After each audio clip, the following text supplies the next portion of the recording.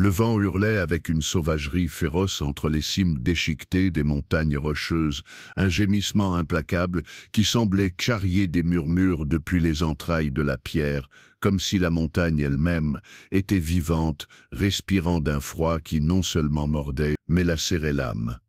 Adrien Morel, 34 ans, un homme à la silhouette frêle et aux yeux endurcis par d'innombrables sentiers, resserra les sangles de son sac à dos, ses doigts cailleux effleurant les bords effilochés de son écharpe en laine, grisâtre. Ses bottes, durcies par des années de randonnée, crissaient sur le gravier gelé du sentier de la vallée de l'Épine, chaque pas un défi mesuré contre un terrain perfide. Adrien, ancien garde forestier devenu guide indépendant, avait consacré plus de 15 ans à explorer les recoins les plus sauvages de l'intérieur du Colorado, cherchant la solitude brute que seul le cœur indompté de la nature pouvait offrir. Son frère aîné Julien le qualifiait d'obsédé, un homme vivant au bord de la raison.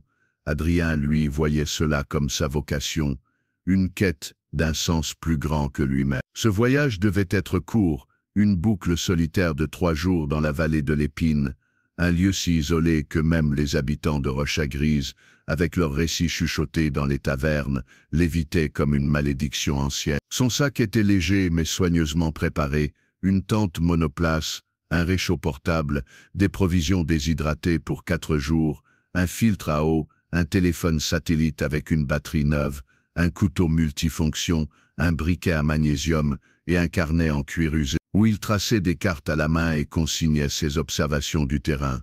Le plan était simple, grimper jusqu'à l'arête dominant la vallée, camper 2 nuits sous les étoiles et revenir à sa camionnette pour le dimanche soir. Il avait triomphé de parcours plus ardus sous des tempêtes plus violentes. Les Rocheuses étaient son domaine, son refuge, et rien dans ce voyage ne semblait hors de l'ordinaire. Mais Adrien Morel ne revint jamais. L'ombre de l'inquiétude surgit le lundi matin, lorsque Julien, 38 ans, mécanicien à Denver aux mains marquées par l'huile et le poids des promesses brisées, appela le poste des gardes forestiers, la voix brisée par la panique. Adrien contactait toujours son frère à la fin d'une expédition, une habitude forgée durant ses années de garde forestier et renforcée par Julien après un incident, des années plus tôt, où Adrien avait été échappé de justesse à une crue soudaine dans un canyon. C'était un rituel implicite entre les frères. Adrien explorait, Julien attendait. Quand le dimanche passa sans appel, Julien tenta de joindre Adrien via le téléphone satellite. L'appareil sonna dans le vide, puis s'enfonça dans un bourdonnement de parasites qui lui glaça le sang. Le mardi, une équipe de recherche fut constituée, gardes forestiers, volontaires locaux et 2 pisteurs avec des chiens entraînés à flairer une trace, même sous la neige et la roche. La vallée de l'Épine était un titan impitoyable, son terrain un dédale de falaises abruptes, de forêts de pines si denses qu'elles laissaient à peine filtrer la lumière, et de ravins cachés qui semblaient engloutir les intrus. Une tempête de neige de fin octobre avait recouvert les hauteurs, effaçant tout sentier visible. Les chiens captèrent l'odeur d'Adrien près d'un affleurement rocheux à 13 km du départ du sentier, mais la piste s'évanouit brutalement, comme arrachée à la terre. Son sac, sa tente, sa veste orange éclatante, tout avait disparu. La recherche s'étira sur 3 semaines, affrontant des blizzards et une visibilité quasi nulle. Fin novembre, l'effort se réduisit à une poignée de volontaires épuisés. En décembre, les autorités déclarèrent Adrien porté disparu, présumé mort. Les Rocheuses, vastes et indifférentes, avaient réclamé une autre vie. Julien refusa d'abandonner. C'était le pragmatique des deux, celui qui réparait les carburateurs, soudait les châssis et pansait les blessures laissées par les aventures d'Adrien. Adrien était le rêveur, celui qui vivait pour se perdre dans l'immensité de la nature, mais Julien était l'encre, celui qui le ramenait toujours. Sans Adrien, son monde s'effondra. Il placarda le Colorado d'affiches de disparus, chaque station-service, chaque café, chaque sentier de Denver à Durango portait le visage d'Adrien, son sourire confiant et ses yeux qui semblaient voir au-delà de l'horizon. Julien harcelait les gardes forestiers, exigeant des rapports, et dilapida ses économies en engageant des détectives privés qui revenaient les mains vides. Avec des théories usées, Adrien était tombé dans une crevasse, enseveli par une avalanche, ou peut-être déchiqueté par un gris. Les habitants de Rochagrise, un village modeste au pied des montagnes, murmuraient des histoires plus sombres. des cougoirs tapis dans l'ombre, des ermites dérangés vivant dans les ténèbres, ou des légendes plus anciennes, des récits d'esprits errants dans les piles murmures que les anciens partageaient près du feu. Julien rejetait la plupart comme des superstitions, mais il ne pouvait ignorer les forums en ligne qu'il parcourait à l'aube, l'insomnie lui rongeant les entrailles. Des randonneurs anonymes parlaient de lumières vacillantes dans la vallée, des éclats pâles sans source apparente. D'autres mentionnaient des tunnels miniers abandonnés depuis le XIXe siècle, absents des cartes modernes. Un message, enfoui dans un fil sur des disparitions inexpliquées, décrivait des murmures près de l'arête, où l'odeur d'Adrien s'était évanouie, des murmures qui ne semblaient pas humains, comme si la roche elle-même parlait. Julien trouvait cela absurde, mais l'idée s'enracina dans son esprit. Et si Adrien n'était pas mort, et s'il était encore là, piégé, attendant qu'on le trouve, un an passa, lent et impitoyable. Les affiches se décoloraient, se recroquevillaient sous le vent glacial des montagnes. Les gardes forestiers classèrent l'affaire dans un tiroir étiqueté non résolu, passant à d'autres urgences. La disparition d'Adrien devint une mise en garde, une histoire murmurée entre randonneurs dans les campements, ne va pas seul dans l'épine. Mais Julien ne s'arrêta pas. Il quitta son emploi de mécanicien, vendit ses outils et sa vieille camionnette, et investit tout dans la recherche. Il apprit à piloter des drones, passant des heures à étudier des cartes topographiques, et à tracer des itinéraires de vol au-dessus du terrain implacable de l'épine. Son appartement à Denver, un espace exigu aux murs fissurés, se transforma en quartier général. Des cartes couvraient chaque surface, des punaises rouges marquaient chaque sentier connu, chaque grotte, chaque mine, oubliée. Il finançait des survols par drone, avec ses dernières économies, chaque mission une mise désespérée contre le vide. Une nuit glaciale d'octobre, un an jour pour jour après la disparition d'Adrien, Julien était penché sur son ordinateur portable, les yeux brûlants après des heures à scruter des images de drone. La caméra haute définition avait capturé chaque détail des falaises déchiquetées de la vallée, des crêtes acérées, et des pines ployées sous le poids de la neige. Il était à moitié endormi, une tasse de café froid oubliée à ses côtés, lorsqu'il le vit, une silhouette, à peine discernable, debout à l'entrée d'une grotte. Elle faisait un signe. Le cœur de Julien s'arrêta, il rembobina la vidéo, image par image, ses mains tremblant sur la souris. La silhouette était maigre, presque squelettique, enveloppée de haillons flottants au vent. Ses mouvements étaient lents, presque calculés, comme si elle savait que le drone l'observait. La grotte était une fissure étroite dans une paroi de falaise, cachée par un surplomb rocheux qui la rendait invisible depuis le sol. Les coordonnées GPS du drone la situaient au cœur de l'épine, à des kilomètres de tout sentier balisé. Julien zooma sur l'image, son pouls tambourinant dans ses oreilles. Le visage de la silhouette était perdu dans l'ombre, mais sa posture, la légère inclinaison des épaules, la façon dont elle tenait la tête, tout cela ressemblait tant à Adrien. Était-ce possible? Julien ne dormit pas cette nuit-là. Il appela le poste des gardes forestiers, envoya la vidéo par email, et exigea qu'une équipe soit envoyée à la grotte. Les gardes étaient sceptiques, les drones captaient souvent des animaux, des ombres, ou des reflets pris pour des personnes. Mais la voix de Julien, brute et inflexible, ne tolérait aucun refus. À l'aube, une petite équipe fut réunie, et Julien insista pour les accompagner.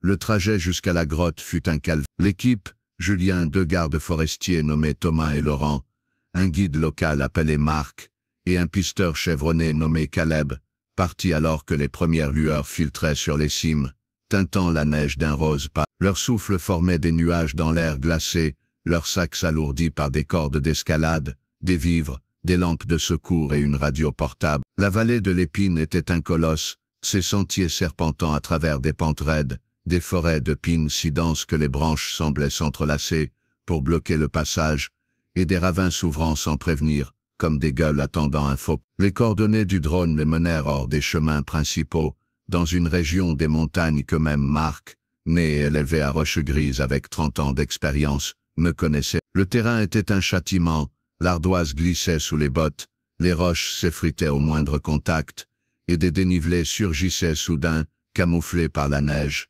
Julien avançait sans relâche, porté par l'image de cette silhouette faisant ainsi. Il ignorait le froid qui engourdissait ses doigts, l'épuisement pesant sur ses os, et la façon dont le vent semblait murmurer son nom, un écho glissant entre les roches. Il devait savoir, À mesure qu'il grimpait, le paysage devenait étrange, presque extraterrestre. L'épine s'espaçait cédant la place à des formations rocheuses qui semblaient sculptées par des mains inhumaines.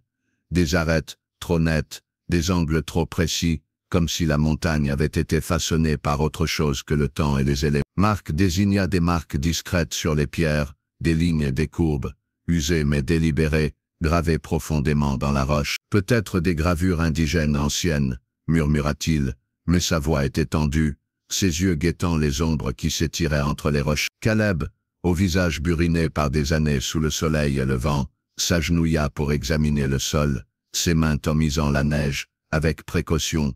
Pas d'empreinte, dit-il, la voix grave et sèche.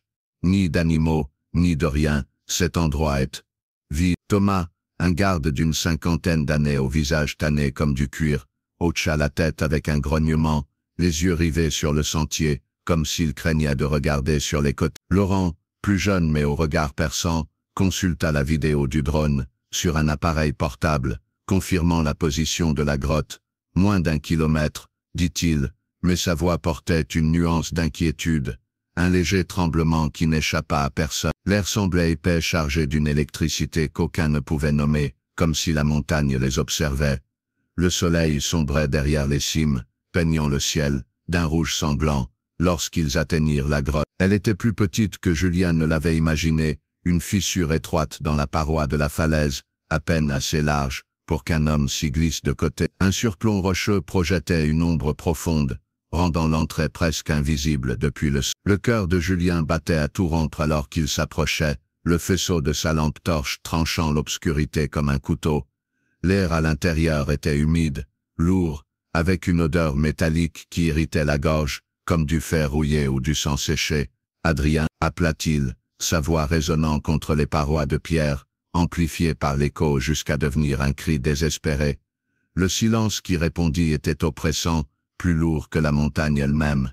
L'équipe échangea des regards, les visages pâles sous la lumière faible des lampes. Marc resta en arrière, sa main serrant le couteau à sa ceinture, les phalanges blanchies par la pression. « Cet endroit est malsain », chuchota-t-il, les yeux fixés sur l'obscurité, comme s'il s'attendait à voir quelque chose en surgir. Caleb, toujours stoïque, changea de position, sa main posée sur le fusil pendu à son dos, le canon pointé vers le sol mais prêt à être levé.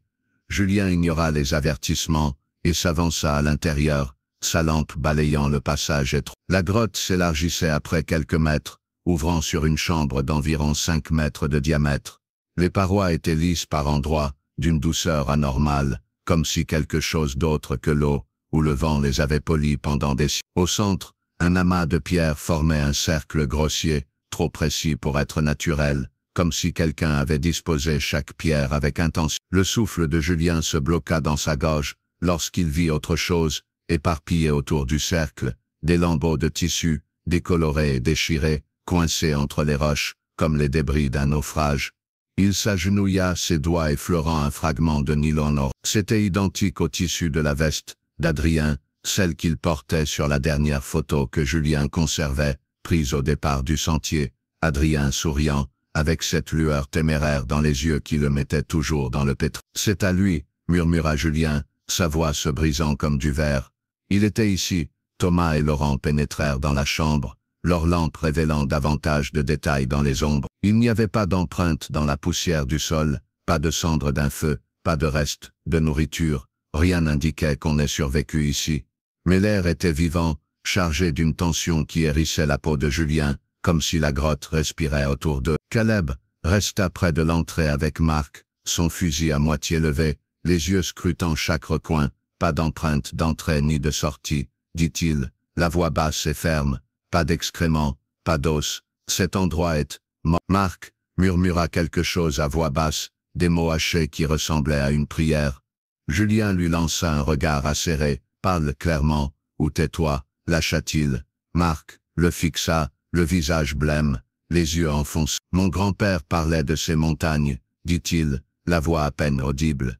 Il disait qu'il y avait des lieux interdits, il les appelait les creux, des endroits où vivaient des choses qui n'étaient pas humaines, des choses qui observent. Thomas lui ordonna de se reprendre, sa voix tranchante mais tendue, comme s'il luttait lui-même pour garder son calme.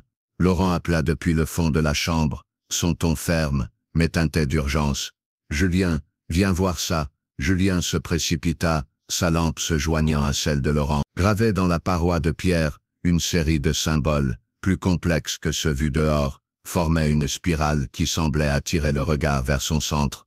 Les lignes étaient profondes, taillées avec précision, rayonnant vers l'extérieur, comme les rayons d'une roue. Au cœur de la spirale, un seul mot était gravé avec une force qui semblait arrachée à la roche. « Au secours !»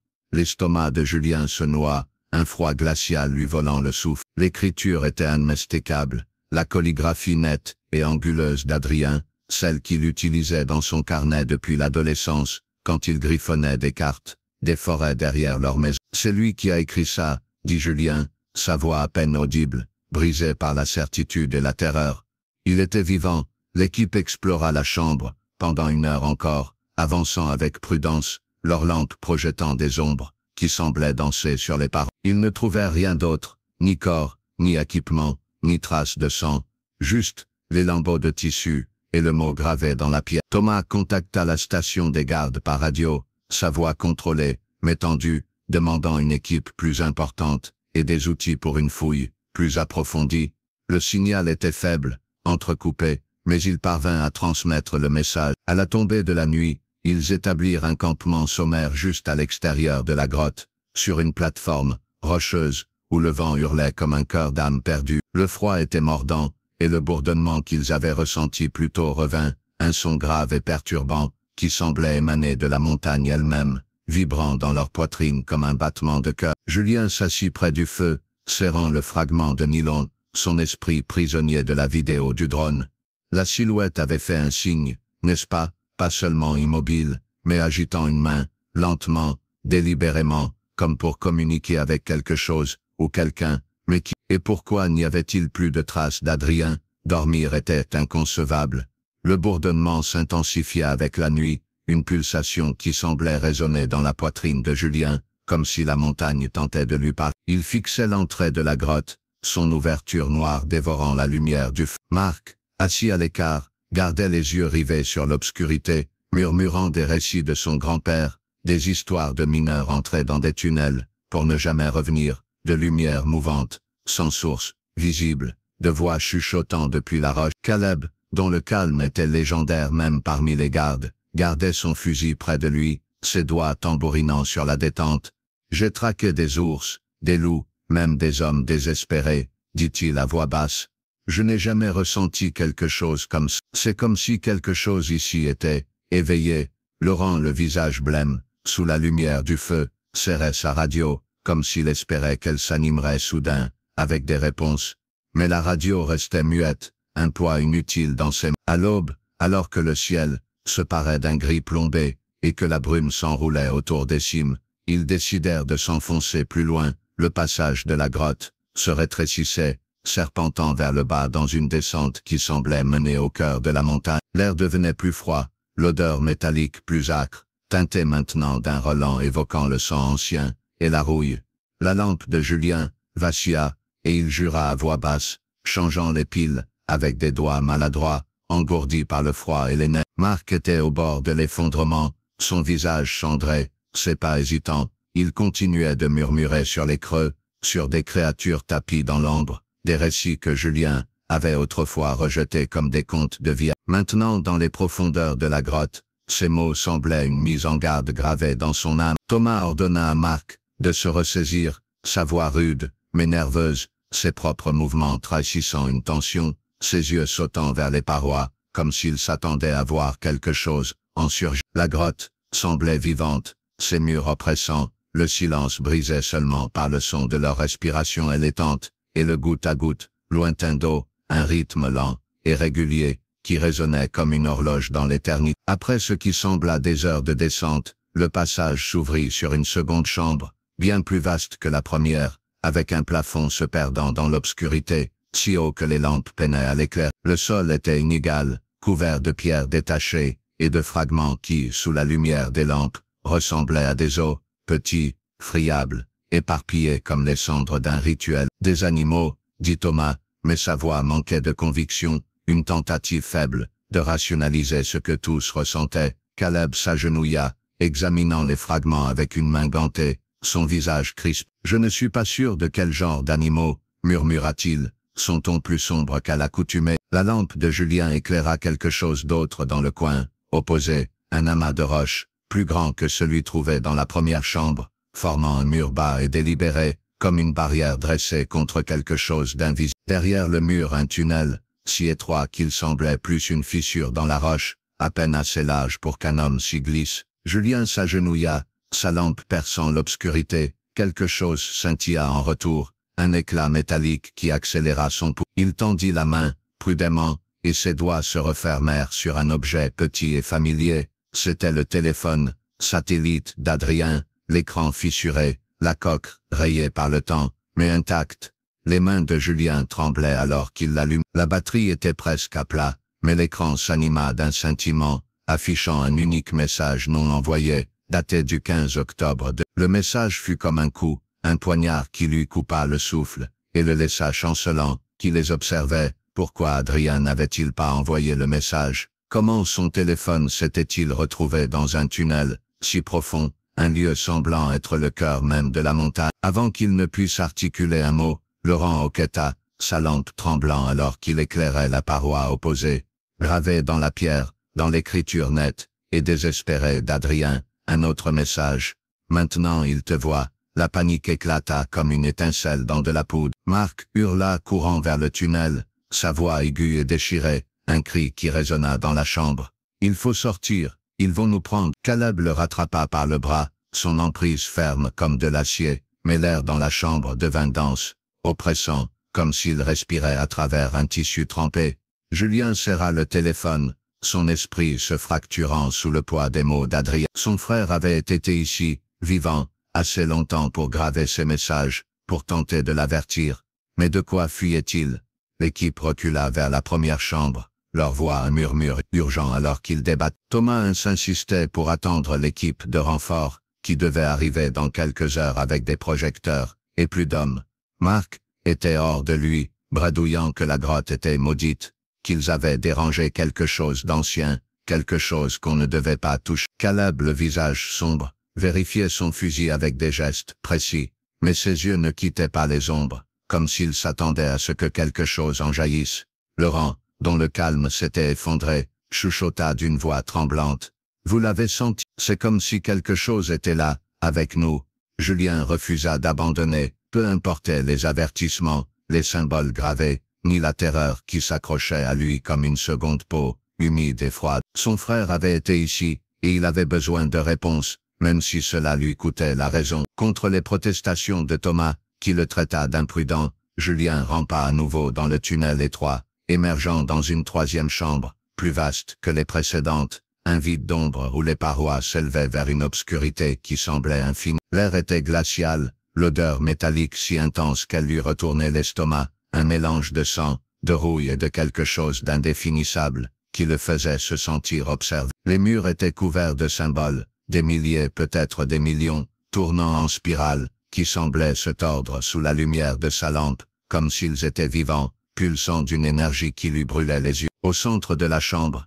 un puits peu profond, et dans sa terre remuée, quelque chose qui arrêta son cœur, le sac à dos d'Adrien, déchiqueté, son contenu éparpillé comme les restes d'une vie brisée. Il y avait une bouteille d'eau cabossée, une barre de protéines écrasée, une carte déchirée en lambeaux, et le carnet d'Adrien, ses pages fragiles, tachées d'un liquide sombre, qui semblait être du sang séché, durci par le temps. Julien ouvrit le carnet avec des mains tremblantes, reconnaissant immédiatement l'écriture d'Adrien. Les premières entrées étaient familières, tracées avec l'assurance d'un homme amoureux du terrain qu'il parcourait, des croquis détaillés du sentier, des notes sur la direction du vent, la façon dont les étoiles semblaient plus vives dans l'épine, libres de la pollution lumineuse des villes.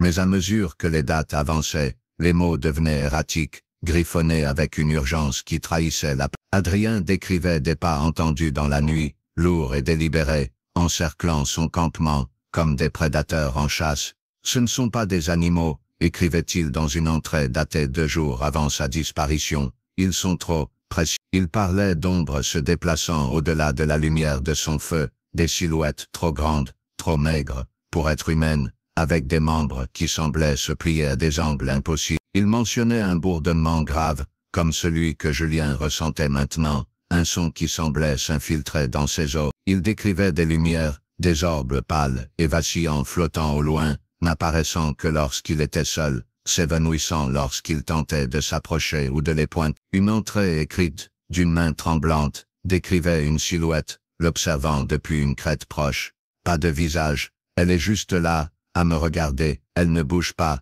mais je la sens, elle me connaît. La dernière entrée datée du jour de sa disparition, était un cri gravé sur la page.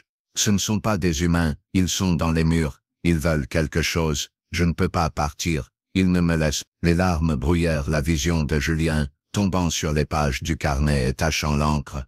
Qu'avait vu Adrien, qu'est-ce qu'il avait piégé dans cette grotte, l'avait poussé à graver des messages désespérés dans la pierre, à écrire des avertissements semblants destinés à lui seul. Avant qu'il ne puisse réfléchir davantage, un son emplit la chambre, un bourdonnement grave et guttural, comme le tintement d'un diapason géant, mais plus profond, résonnant dans ses os, comme si la montagne elle-même s'éveillait. Ce n'était pas le vent ni un écho naturel. Cela venait des murs, de la terre sous ses pieds. Julien resta figé, sa lampe balayant les symboles, qui semblaient maintenant luire faiblement, un éclat pâle pulsant comme un battement de cœur. Il trébucha en arrière, son cœur martelant dans sa poitrine, et cria pour appeler les autres. Thomas et Laurent apparurent à l'entrée du tunnel, leurs visages pâles, les yeux écarquillés. Caleb était là aussi, son fusil levé, sa respiration hachée. Marc avait disparu, il s'est enfui, dit Thomas, la voix tendue, presque brisée. Il n'a pas regardé en arrière. Le bourdonnement s'intensifia, un rugissement implacable, qui s'enfonçait dans le crâne de Julien, lui donnant une migraine, comme si quelque chose tentait de se frayer un chemin à l'intérieur. Il rangea le carnet dans son sac, avec des gestes maladroits, la peur prenant le contrôle de ses mouvements. L'air était électrique, chargé d'une énergie qui faisait briller les symboles plus forts, leur spirale se tordant en forme qui semblait bouger, qui faisait mal à regarder. Caleb murmura quelque chose sur la nécessité de sortir, sa voix brisée pour la première fois. Mais les yeux de Julien étaient fixés sur le puits. Quelque chose s'y mouvait, pas une ombre, ni un effet de lumière, mais quelque chose de solide, émergeant de la terre comme un cadavre se relevant de sa tombe. C'était grand, impossible et maigre, avec des membres longs et anguleux se pliant de manière anormale. Sa surface scintillait comme du métal liquide, réfléchissant la lumière de la lampe en éclats qui semblait déformer la réalité autour d'eux. Pas de visage, juste une étendue lisse et vide, là où il aurait dû en avoir rond, mais Julien pouvait sentir son regard, froid et implacable, comme une lame pressée contre sa colonne vertébrale. Cela l'observait, et cela savait. Thomas cria, un son brut qui coupa le bourdonnement, et saisit Julien par le tirant vers le tunnel. La créature ne bougea pas, mais sa présence était suffocante, un poids écrasant l'air dans les poumons de Julien. Ils rampèrent dans le tunnel, leurs lampes vacillant comme si l'obscurité tentait de les éteindre, le bourdonnement devenant un rugissement assourdissant qui semblait venir de partout. Lorsqu'ils atteignirent la première chambre, Marc était là, effondré contre le mur, ses yeux vitreux, le regard perdu dans une horreur que lui seul pouvait voir. « Ils sont partout », chuchota-t-il, pointant les ombres d'un doigt tremblant. Dans les murs, dans la terre, partout. Julien n'avait pas besoin de regarder.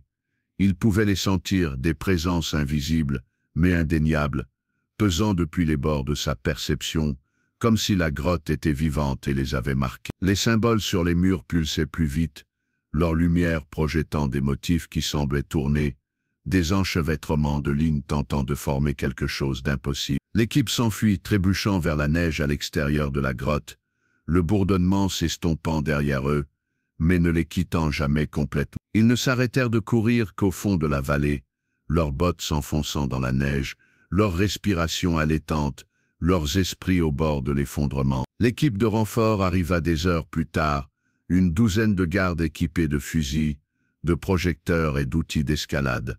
Ils fouillèrent la grotte, de fond en comble, mais ne trouvèrent rien, ni symbole, ni sac, ni carnet. Les murs étaient nus, les chambres vides, comme si la montagne avait effacé toute trace de son existence. Julien tenta de leur montrer le téléphone satellite, Mais la batterie était morte, le message disparu, comme s'il n'avait jamais existé. Les gardes attribuèrent cela à l'épuisement, au mal des montagnes, peut-être à des hallucinations causées par le deuil et l'obsession. Mark quitta son travail de guide, le lendemain, refusant de parler de ce qu'il avait vu, son regard fuyant et brisé. Caleb disparut une semaine plus tard, laissant derrière lui son fusil et une note griffonnée sur un bout de papier. « Ne retourne jamais là-bas, jamais ». Thomas et Laurent rédigèrent leur rapport officiel, mais leurs yeux racontaient une autre histoire. Eux aussi avaient senti quelque chose, un écho de ce que Julien portait désormais en lui. Julien rentra à Denver, un homme vidé, soutenu seulement par le carnet qu'Adrien avait laissé derrière lui. Il passa des semaines à le retranscrire, analysant chaque mot, chaque croquis qu'Adrien avait dessiné, des symboles qui semblaient se graver dans son esprit. Il le hantait dans ses rêves, les spirales tournoyant en forme qui semblaient bouger derrière ses paupières, des murmures le réveillant la nuit. Il publia la vidéo du drone en ligne, un acte de foi désespéré, espérant que quelqu'un, quelque part, pourrait identifier la grotte ou la silhouette qui lui avait fait signe. La vidéo devint virale, accumulant des millions de vues en quelques jours, déclenchant un tourbillon de théories. Extraterrestres cachés dans les montagnes, expériences militaires secrètes, malédictions anciennes enfouies dans la terre du Colorado. Julien restait indifférent aux spéculations, aux conjectures qui remplissaient les forums. Il voulait juste son frère, ou au moins une réponse qui lui permettrait de continuer à vivre. Il engagea un nouveau pilote de drone pour revisiter la grotte, mais les images revinrent vides. La fissure dans la falaise avait disparu, refermée comme une blessure jamais ouverte. Julien revisionna la vidéo obsessivement, image par image, cherchant quelque chose, n'importe quoi qui pourrait lui donner un indice. À sa 100e révision, il le vit, un éclat fugace, à peine une seconde, dans le coin de l'écran. Il figea l'image, le souffle coupé. Là entre les roches, une ombre, grande, maigre, sans visage, sa silhouette floue comme un reflet dans une eau trouble. Elle faisait un signe, pas au drone, mais à lui. Elle savait qu'il regardait. Julien ne retourna pas dans la vallée de l'épée. Il rangea le carnet d'Adrien sous clé dans un coffre, ses pages un lien fragile avec le frère qu'il avait perdu. Les Rocheuses restaient silencieuses, leurs cimes découpant l'horizon, leurs secrets enfouis profondément dans la terre. Mais Julien ne pouvait échapper à la sensation que quelque chose était toujours là. L'observant, attendant, il évita les montagnes depuis, cherchant refuge dans la ville, mais la présence le suivait. Parfois, dans les nuits les plus sombres, quand le silence était aussi lourd que celui de la grotte, il entendait un bourdonnement grave et guttural, à peine audible, venant des murs de son appartement. Ce n'était pas le bruit des canalisations, ni le murmure lointain de la circulation. C'était le même bourdonnement que dans la grotte, et il l'appelait. Dans ses rêves, il voyait les symboles, brillants et spiralés, tournant en motifs qui semblaient l'appeler, le ramenant vers l'obscurité. Des mois plus tard, un randonneur solitaire dans l'épine trébucha sur quelque chose d'étrange, un petit amas de pierres, disposé en un cercle parfait, caché dans une clairière isolée, loin de tout sentier connu. Les roches étaient alignées avec une précision inquiétante, comme si quelqu'un avait mesuré chaque angle avec soin. Éparpillés autour du cercle, des fragments de nylon orange, déchirés et décolorés, pris dans la neige comme les débris d'un naufrage. Parmi eux, à moitié enfouis sous une pierre, une page arrachée d'un carnet, ses bords calcinés, comme si elle avait survécu à un feu. L'écriture était celle d'Adrien, nette et inmasticable. Dis à Julien d'arrêter de chercher. Le randonneur, ignorant l'histoire qu'il portait, prit une photo avec son téléphone, la posta sur une page de randonnée en ligne, et poursuivit son chemin, laissant la clairière derrière lui. La publication se perdit rapidement dans le bruit d'Internet, mais Julien la vit avant qu'elle ne disparaisse. Il n'eut pas besoin de vérifier les coordonnées, il n'écouta pas les commentaires spéculatifs des utilisateurs. Il savait exactement où était cet endroit. La montagne n'en avait pas fini avec lui, mais l'histoire ne s'arrêta pas là. L'obsession de Julien devint une fièvre, un feu consumant chaque recoin de sa vie. Il ne pouvait vivre avec les questions sans réponse, les vides dans le carnet d'Adrien, les messages gravés dans la roche, la silhouette qui lui avait fait signe dans la vidéo, comme si elle le connaissait. Chaque nuit, en fermant les yeux, il voyait les symboles, leurs spirales mouvantes comme si elles étaient vivantes, et entendait le bourdonnement, un écho semblant venir de l'intérieur de son propre crâne. Il cessa de dormir, de manger, de parler aux rares amis qui tentaient encore de le joindre. Son appartement devint un chaos de papier, de cartes et de notes griffonnées, une extension de son esprit fracturé. Il commença à enquêter au-delà des forums en ligne, au-delà des récits chuchotés à Roche. Il plongea dans les archives poussiéreuses de la bibliothèque du village, consultant des registres de mineurs du XIXe siècle, des cartes jaunies montrant des tunnels, serpentant sous l'épine, des tunnels absents des relevés modernes. Les cartes étaient des reliques dessinées à la main par des hommes qui avaient travaillé la roche jusqu'à ce que leurs mains saignent, et l'une d'elles, cachée dans une boîte oubliée au sous-sol, marquait un réseau de puits étiquetés. À côté du nom, une mise en garde écrite à l'encre délavée, à peine lisible. « N'entrez pas, il voit ». Le sang de Julien se glaça en lisant cela. Le mot creux résonnait avec les histoires de Marc, les contes qu'il avait rejetés comme des superstitions. Maintenant, avec le carnet d'Adrien entre ses mains, ces mots étaient un cri venu du passé.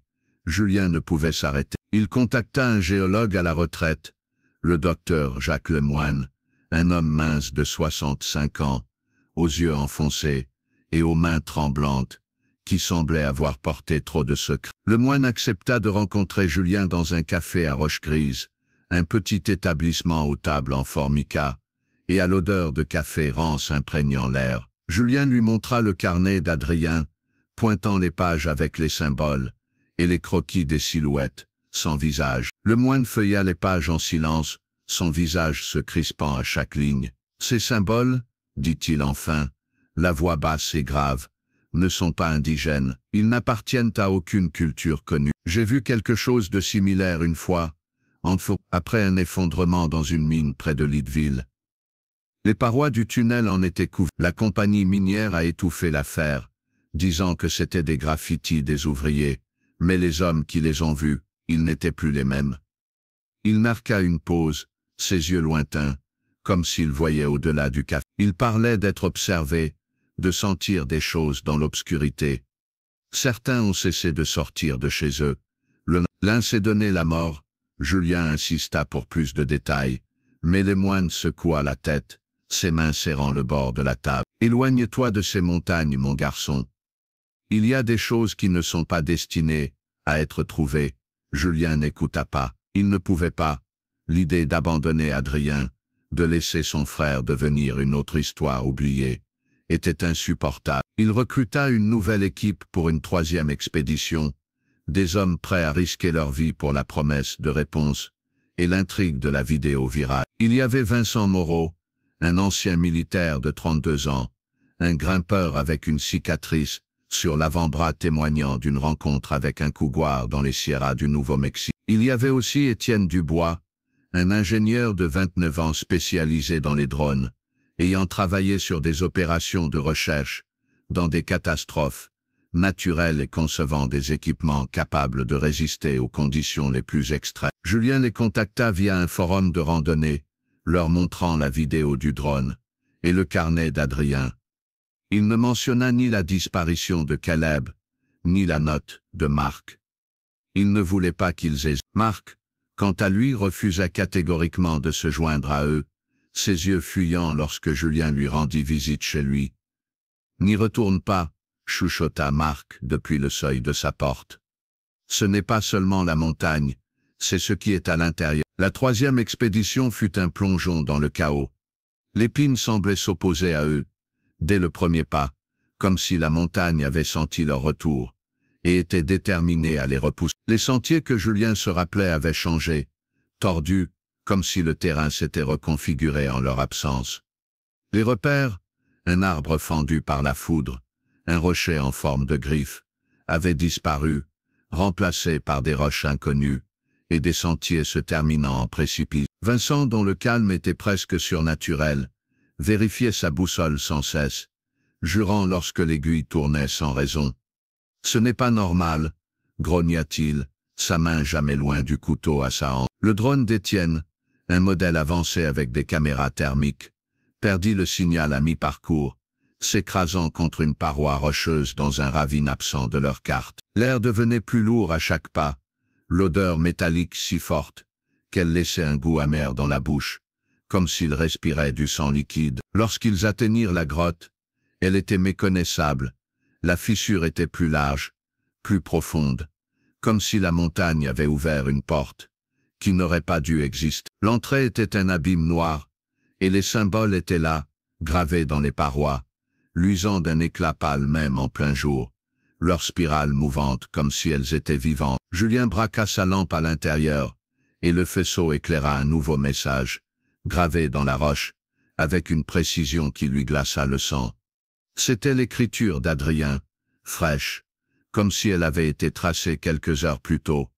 « Tu es revenu. » Vincent jura à voix haute, sa main serrant la poignée de son couteau, jusqu'à ce que ses phalanges blanchissent. « Ça ne me plaît pas du tout, » dit-il, la voix tendue, ses yeux sautant entre les ongles. Étienne, qui vérifiait son équipement, laissa tomber son contrôleur de drone, le plastique résonnant contre le sol de pierre. « Pas de signal, rien, » murmura-t-il, le visage blême, les mains tremblantes. Julien ne s'arrêta pas. Quelque chose en lui le poussait en avant, une force qu'il ne pouvait expliquer, comme si Adrien l'appelait depuis l'obscurité. Ils entrèrent dans la grotte, leurs pas résonnant dans le silence, chaque mouvement amplifié par les parois, qui semblaient se refermer sur eux. Ils retrouvèrent la troisième chambre, mais elle était transformée.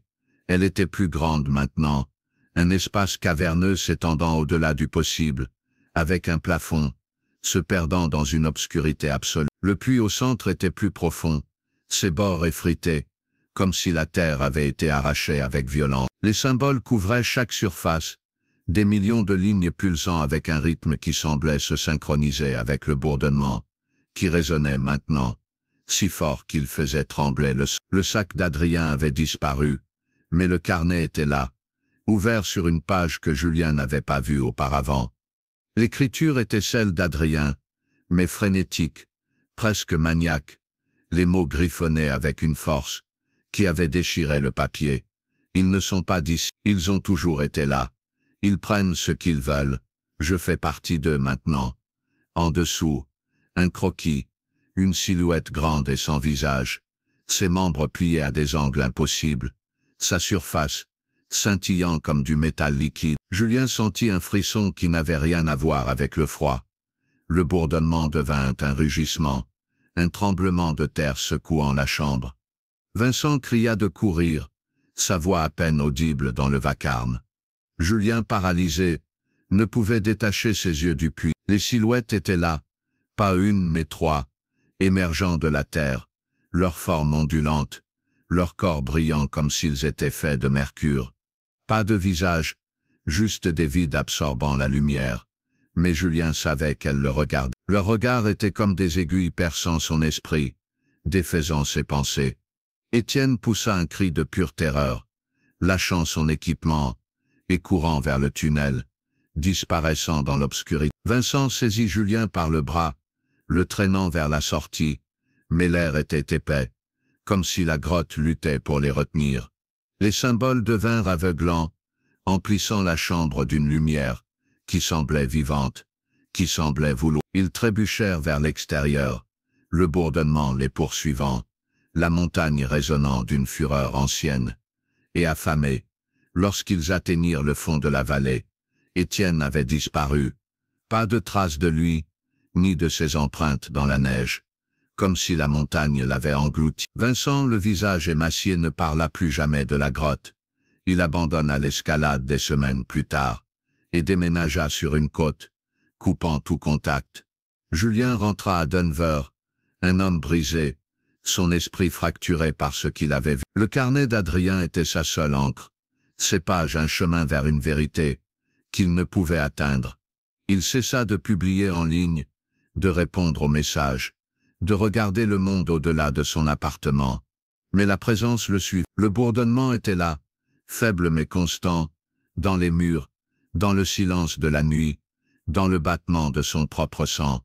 Il voyait les symboles partout, dans les fissures des bâtiments, dans les nuages du ciel, dans la statique de son téléviseur, Lorsqu'il s'éteignit, une nuit il se réveilla en sursaut et trouva un nouveau message gravé dans le mur de sa chambre, taillé en lettres profondes qui ne pouvaient être de sa main. Maintenant il te voit. Il n'appelait à personne. Il savait ce que cela signifie. 1 an plus tard, un groupe de randonneurs dans l'épine tomba sur quelque chose d'étrange, dans une clairière isolée, à des kilomètres de tout sentier. C'était un amas de pierres, disposées en un cercle parfait, chaque roche, placée avec une précision défiant le hasard, éparpillée autour, des fragments de nylon orange, déchirés et décolorés, et une page arrachée d'un carnet, ses bords calcinés comme si elle avait traversé un feu. L'écriture était celle d'Adrien, claire et unmistakable. Dis à Julien d'arrêter de chercher. À côté des mots, un petit croquis, une silhouette sans visage, faisant un signe. Les randonneurs prirent des photos, les postèrent sur un forum en ligne, et poursuivirent leur chemin, ignorant de l'histoire qu'ils portent. Julien vit la publication avant qu'elle ne se perde dans le bruit numérique. Il n'a pas besoin des coordonnées, ni des commentaires spéculatifs, des utilisateurs. Il savait où était cette clairière. La montagne le savait, et quelque part, profondément dans la pierre, quelque chose continuait de faire signe, attendant qu'il réponde. Julien cessa d'essayer de fuir. Les nuits devinrent un rituel d'insomnie. Assis dans la pénombre de son appartement, le carnet ouvert sur la table, ses pages un portail, vers un lieu qu'il ne pouvait comprendre, mais qu'il ne pouvait abandonner. Le bourdonnement l'accompagnait désormais, un compagnon constant, plus clair aux heures précédant l'aube, quand le monde était silencieux. Parfois il voyait des ombres, dans les coins de sa vision, des silhouettes grandes et maigres, qui disparaissaient lorsqu'il tournait la tête. Parfois il entendait des pas dans le couloir, lents et délibérés, comme ceux qu'Adrien avait décrits dans son carnet. Il n'ouvrait pas la porte. Il n'en avait pas besoin. Il savait qu'ils étaient là. Une nuit, des mois après la dernière expédition, Julien se réveilla en sursaut. Le bourdonnement était plus fort que jamais, un rugissement semblant venir de l'intérieur de son propre crâne. La pièce était sombre, mais les murs semblaient luire faiblement, couverts de symboles, tournants et pulsants comme ceux de la grotte. Ils n'étaient pas gravés, ils étaient vivants, mouvant comme du liquide sous la peinture, formant des spirales, qui l'attiraient vers elle. Sur la table, le carnet d'Adrien était ouvert sur une page nouvelle, que Julien n'avait pas vue auparavant. L'écriture était celle d'Adrien, mais les mots étaient frais, l'encre encore humide.